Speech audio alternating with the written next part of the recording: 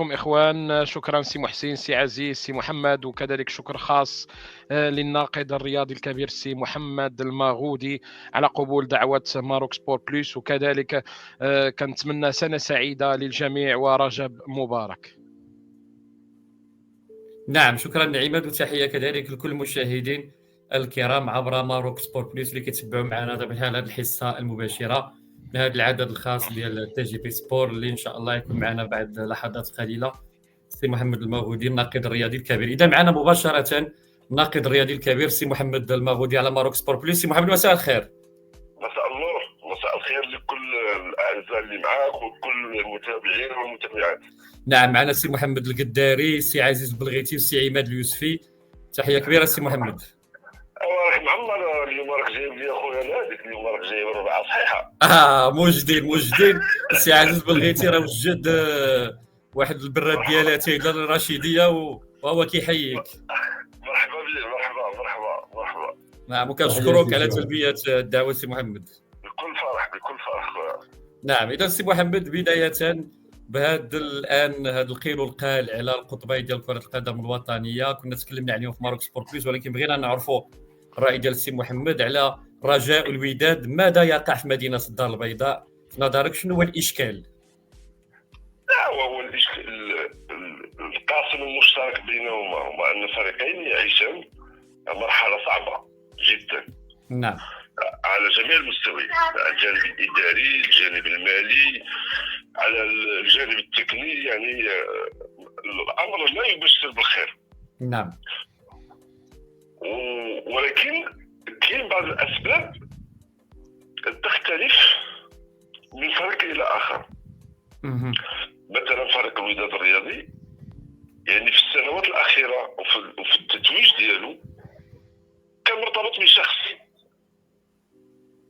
هذا الشخص ملي عنده ظرف دابا الان خاص هو ان الفريق كنخرجوا بواحد الخلاصه مره. الفريق حينما لا يكون مؤسساتيا مهما كانت النتائج ديالو، مهما كانت القوه ديالو، سينهار.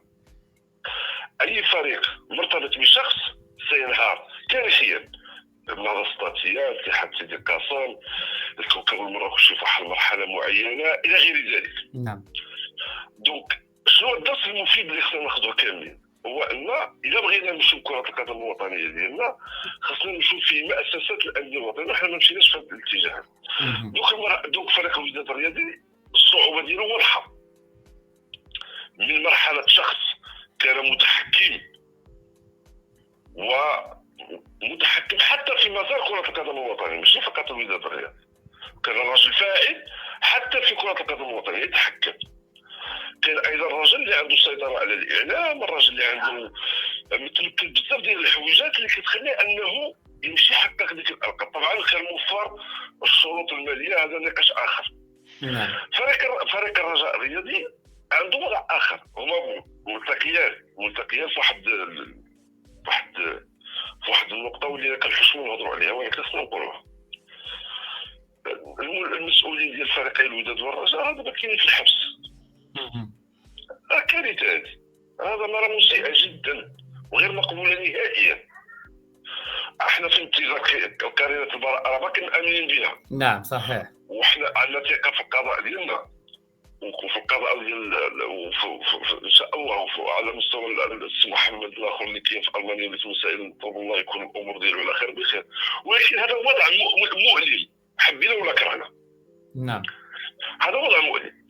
دونك فريق الوداد الرياضي جاء عنده واحد الرئيس، انا شخصيا كنقول اولا ليست له الشرعيه القانونيه باش يكون رئيس، وهنا كنحمل المسؤوليه للجامعه والعصبه كيفاش تسمح لواحد السيد عنده شرعيه قانونيه ويترأس الفريق. ملي جا هذا الرئيس كتحس بان الرئيس يشتغل لنفسه ولا يشتغل للفريق، يبحث عن البوز، يبحث عن الكلاشات، يبحث عن تسويق الصوره ديالو الى غير ذلك. والوداد ماشي هو هذا، الوداد ماشي ديال البوز وديال الكلاش، ديال الخدمه والسكات والدق. نعم، كيف كنقول فريق الرجاء الرياضي صراحه كان في واحد المرحله معينه، خاصه مع حسبان بكل علاته، كان رجلا شجاعا الانتدابات كانت في العهد ديالو. جا من وراء الرجل الحكيم، الرجل اللي كان مكتب لكرة القدم الوطنية وجواد زياد. صحيح. نعم. تعرض لكل اشكال الاضطهاد، سواء من طرف بعض المنخرطين او من طرف الجماهير الى غير ذلك. واحد الساعه ربيعيه لا داك الشيء. جا من وراه رشيد الوصلة رشيد الاندلسي، ايضا من الناس الصادقين النزهاء الى غير ذلك، تعرض لنفس الامر. جات المرحله الثالثه ديال انس محفوظ، ديال كما نقولوا افضل تجربه ديمقراطيه في تاريخ كره القدم الوطنيه، ايضا تعرض للاضطهاد. وكلهم علاش هذاك الجمهور الرجال ما كيبحثوا، فين كيبحثوا على الموديل ديال سعيد الناصري. نعم. كيقول لك خلينا شي واحد بحال سعيد الناصري اللي عنده الشكاره. نعم. لا ماشي مور الشكاره ويتحكم السلطه والنفوذ الى غيره. نعم. مشاو جابوا البدراوي. انا ذاك البدراوي اللي اول مره سمعته مع الرجاء، عمري ما سمعته في المغرب نعم. باش نكون معكم. فاش جابوه للرجاء وبداو على واحد الشعارات وديك المسائل، غرك راسو مسكين وغرك الفرقه ومشى. جا من وراه بودريكا، لم اكن من الناس اللي كانوا لم اكن متفقا على عوده محمد بودريكا. علاش؟ لان محمد بودريكا اصبح يمارس السياسه. نعم. وبالتالي ان العوده ديالو للفرق كانت هي من اجل الترويج لنفسه، ومن اجل ايضا الحفاظ على ديك الشعبيه داخل الدار البيضاء. يعني رجعنا بفرق الرجاء الرياضي من مرحله ديال التسيير المحكم، التسيير العقلاني، التسيير العلمي، الى مرحله ايضا ديال الاشخاص. جات هذه المرحله هذه، انا السي عادل هلا كنعرفو مزيان. نعم. رجل شيك، رجل بعقلو، رجل مثقف. محترم الى غير ذلك. ولكن خصنا نعرفوا واحد المساله، داخل الرجاء الرياضي اي واحد جا يصعب عليه مواجهه الجماهير ديال الرجاء، يصعب عليه محيط الشر. انا كنقول الرجاء عنده أسوأ محيط في الانديه الوطنيه، محيط صعب جدا جدا جدا. ايضا صراحه الخطوره في الامر ان ديك الجمهور ديال الرجاء اللي فقد ديك لي جوطرا ديال الرجاء، اللي فقد ديك السلطه المعنويه ديال على المدرجات.